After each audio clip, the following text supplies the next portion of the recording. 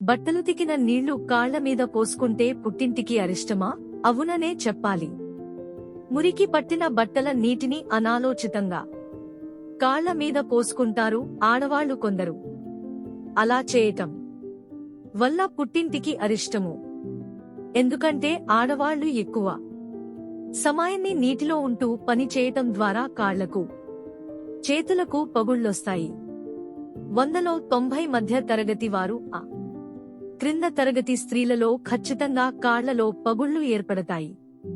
వారిలో 10% చదువుకున్న లేదా అందం పట్ల, ఆరోగ్యం పట్ల శ్రద్ధ ఉన్నవాళ్లు మాత్రమే తగు జాగ్రత్తలు తీసుకుంటారు. అలా జాగ్రత్తలు తీసుకొని మహిళలు గుడ్డలుతికిన నీటిని, మలినమైనవి, క్రిములున్న నీటిని కాళ్లపై పోసుకోవటం ద్వారా అనేక క్రిములు శరీరంలోకి ప్రవేశించి అనారోగ్యాన్ని కలగచేస్తాయి. అప్పుడు అడ్డం పడితే భర్త పుట్టింటికి పంపిస్తాడు. ఆపై పడేదే పుట్టింటి వాళ్లేగా బాధలు. కూతురు సంతోషంగా, ఆరోగ్యంగా, ఆనందంగా పుట్టింటికి వస్తే ఆనందించాలని తల్లి, తండ్రి కోరుకుంటారు.